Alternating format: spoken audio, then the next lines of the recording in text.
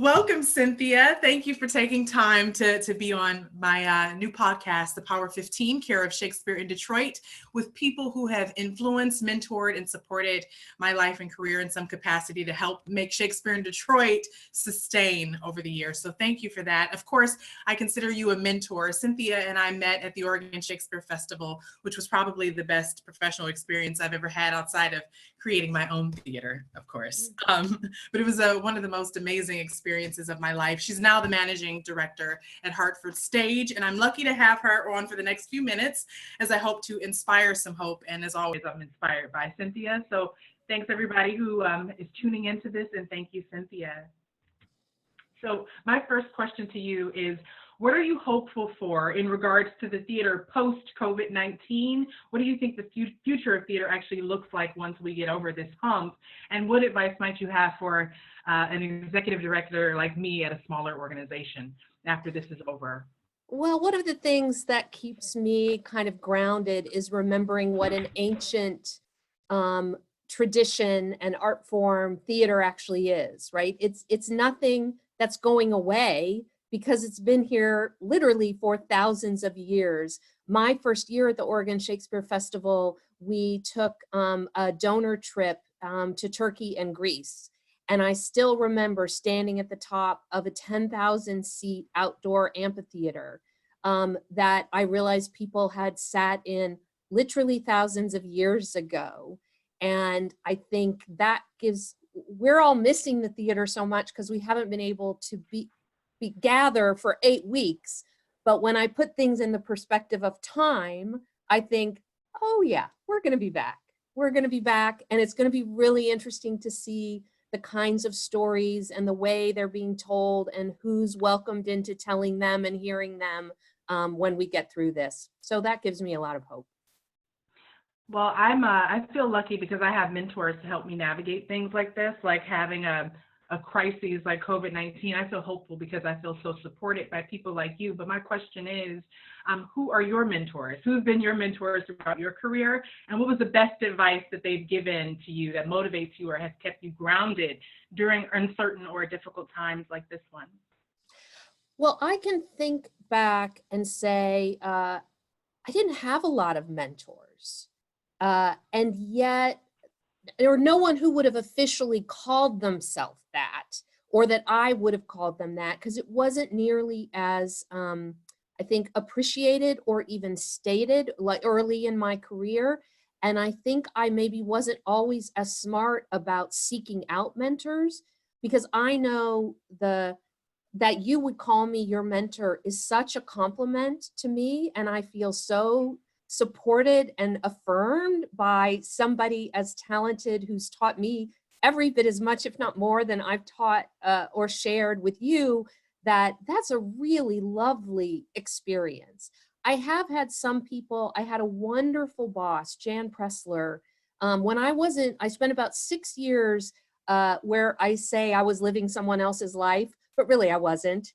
I was just doing something completely different outside of the arts, and I learned so much. And it was all because she just believed in me, and she needed somebody. And at the time, I thought she was so much older than me. She was probably all of 35 or something. And she really gave me opportunities to do things that I would never have thought of doing myself. And she also opened up. I said to her when I was working for her, the second time I worked for her, I went to her and said, I hadn't been doing a lot of financial work. And I said, I really think that I should sit in on all the budget meetings, which just sounds terrible. Like, who wants to do that? But it really was one of the smartest things I ever did, because I learned something that wasn't really straight in my wheelhouse and has served me. I would never have this job. I would never have worked at the Oregon Shakespeare Festival if I hadn't done that. And if she hadn't said, oh yeah, that's a great professional development opportunity for you, and it will serve me as your supervisor to know that somebody's in all those meetings at a really detailed level. So I really think of her, and I owe her a lot. Well, that's awesome, Cynthia. I take pride in stewarding a village of mentors, because I think it takes a village. But I think this question I love, because I think a lot of mentees don't know how to be a mentee. And so my next question is, what qualities do you think make a great mentee? And being a mentor is a bit of a commitment. So what can a mentee do to ensure that they build a relationship with their mentor? Uh, well, I think actually the opportunity we had where we had an actual official fellowship, right? Like it was something that existed. Those kind of systemic things are really important, right? Because we all have so many priorities. So first, good on the Oregon Shakespeare Festival and Paul Nicholson, right, for that setting up that kind of formal relationship, because we both walked in, I think, with a sense of responsibility to each other and to the institution.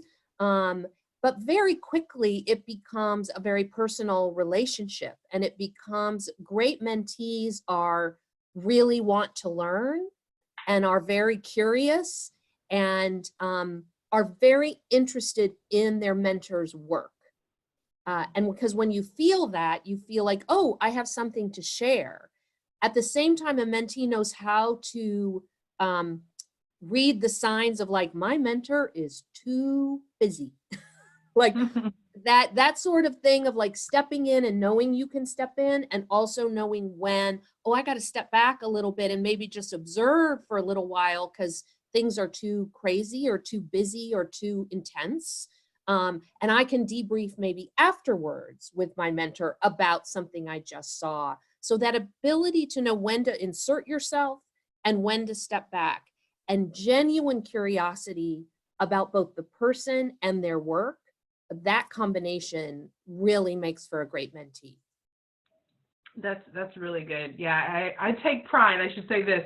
I'm really good at keeping in touch too. Like really, Yes, really good. that's another one. That's what makes the relationship last. Yeah. Right. The Yeah. people I know that I think of as people I've mentored who are really good about just sending a little note or checking in, telling me something they're up to. I got a call from another mutual friend of ours who she just called to tell me about something exciting that had happened. And it was so, I felt so great. Like I was so excited to know that for her. And it makes me know that these are, in these cases with you and with a few others, they're lifetime now friendships. Mhm. And Yeah. that's a beautiful thing.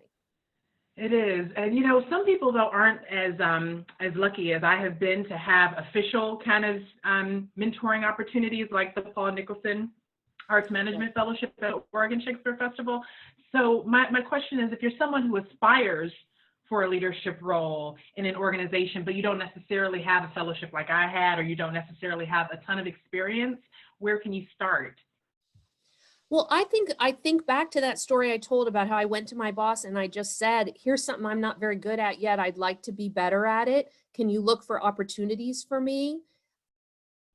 You may try that a few times and get a kind of cold shoulder or no, like I'm just too busy to think about it. But I would say don't be deterred by that. Try again or try with a different person, because leadership opportunities can come your way and they may not be the one you wanted, right? Or the one you had envisioned for yourself. So one, be sure you ask, like actually ask for it. But then also be on the lookout for the thing that you should just step up and do, because you don't, I mean, it's a little cliche, you don't actually need a title to be a leader. There are people in every organization I've ever worked at that they just take the reins, or they take the influence, the opportunity to influence something. So to look for that, you can also do it outside of your work world. You may be in a work world that is really not hospitable at a certain point in your career. So find somewhere else to do it. You know, look for leadership opportunities as a volunteer or in partnership with someone. I can think of times where somebody and I have co-chaired something together, or that kind of thing, where it gives you a little strength, right, to know that you're doing it with somebody. And that's really that's a really good route. Yeah, and speaking of kind of good, positive routes, these days things are a little different, like we talked about at the top of this powerful 15 minutes. Where are you finding joy and happiness right now, like today? You're obviously at home. How are you Yes. finding joy happiness today? Well, maybe it's appropriate because it's Mother's Day coming up this weekend. I have a 22-year-old daughter who was in college and is now staying with us. She had to leave her dorm, of course, like many people. That's nothing you ever dream of for your 22-year-old daughter, and she certainly didn't dream of it. But I can say that the opportunity to be at home with one of my children right now is actually really special. And it's one of the ways I'm coping right now because I do get to stop working at a certain point in the day and then just rewatch Downton Abbey with my daughter, or have dinner with my husband and my daughter. And that hasn't happened in 6 years or 5 years, however many years it's been. And so that's been great. I'm also taking a lot of solace or rejuvenation. Like I have a phone call with one of my dearest friends in Kansas City tomorrow. Those kind of connections and keeping connected. And I'm finding that people are really receptive to it. A group of us from college did a Zoom call.